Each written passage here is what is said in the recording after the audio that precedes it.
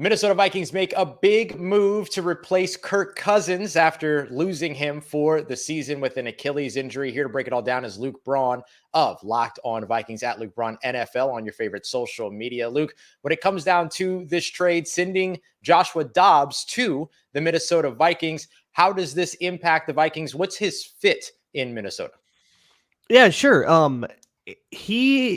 His role is a little bit of a mystery here. So Kevin O'Connell just confirmed Jaren Hall is starting against Atlanta. He was the third string quarterback, 5th round rookie that came in at the end of the Packers game. He's the only guy that's been in the building. So we're not going to ask Josh Dobbs to sit here and learn the playbook in 4 days and go play. We learned that lesson 10 years ago with Josh Freeman. Yeah. But will he play eventually, I think, is an open question that depends on how Jaren Hall does in Atlanta, depends on how they feel once they get Josh Dobbs into practice and all that. That's going to be an open question. But I think he's somebody that I just talked to Alex Clancy of Locked On Cardinals for my show for Locked On Vikings. And he's said that, he's somebody that kind of immediately endeared himself to the whole organization, who worked hard, who everybody was really happy with. And who can sort of pull off the basics, but if he has to start to force the issue, if you're behind, then that's when bad mistakes can start to happen. But that kind of also describes Jaren Hall. So I'm really curious to see what they have. I think they just have like a straight QB competition. I think that's where they're at now with this, which is better than Jaren Hall. And by the way, if Jaren Hall goes down, your next option is Sean Mannion. Yep. He is still in the NFL, everyone. On the practice squad, yes?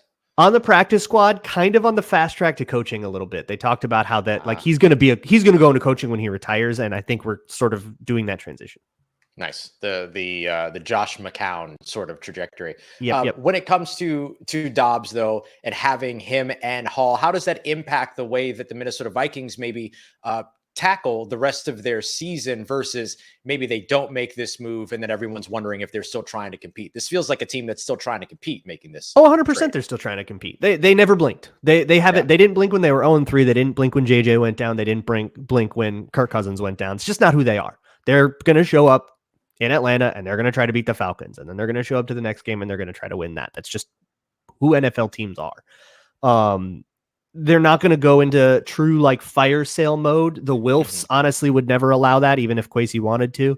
But it's not. I mean, look at what they did when they got rid of a guard, Ezra Cleveland. They get a 6th round pick. What are we doing for a fire sale here? They're 4-4. They're on a 3-game win streak.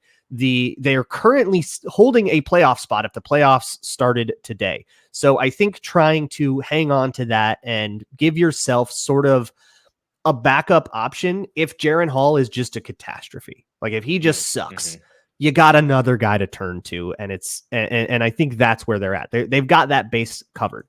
Kwesi Adolfo-Mensah is a probabilistic thinker. He thinks in outcomes. And yeah, there are outcomes where Josh Dobbs never sees the field and you just wasted. It's a 6-7 swap that could turn into a 6-6 swap. This is what's funny. There's actually a condition on this that the 7th rounder the Vikings got from the Cardinals could become a 6th rounder. And chances are the Cardinals pick higher. So there is a world where they can get Josh Dobbs and move up in the draft from this trade. It's that small of compensation. So there's no risk to it. But yeah, the risk is that you wasted whatever that value that turns out to be, and you never use Josh Dobbs because Jaren Hall is good. That is not an outcome anyone will be upset with. And if Jaren Hall sucks, or if he gets hurt too, that's not impossible, right? You've got somewhere to turn and you've got your bases covered. Nick Mullins is also still on IR. He's eligible to come back by week 10. So maybe he gets in the mix as well, or he's got a back injury. So maybe that back injury is worse than we thought, and he won't be back at all this season. Yeah, you could certainly have worse when it comes to, a guy to turn to than somebody that has started since week 1 of the season, and a guy like Nick Mullins who's played as a starter in the NFL. Let's wrap up with the Ezra Cleveland trade here. That was a starter on that offensive line. How does that sort of shake things up on the O-line in Minnesota? Yeah, so, I mean, he kind of got usurped, I guess. The Cleveland was playing very well, too. I mean, he had done nothing to lose his job, but he got hurt. The Vikings had signed Dalton Reisner in the middle of the season. He came in. Vikings kind of didn't miss a beat on the offensive line. Reisner's played very, very well. So they said, okay, we got 2 good guys. Let's try to flip one of them for assets. Unfortunately, the best they could get is a 6th. Personally, I think they could have done better there. But regardless, they get a 6th round pick. They've got a couple of 6th round picks for depth offensive linemen this year. So they've chosen to kind of remain thin on that O-line.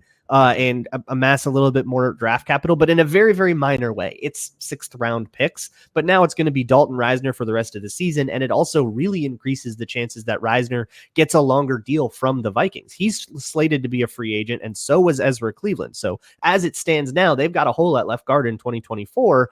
Maybe Risner's the guy.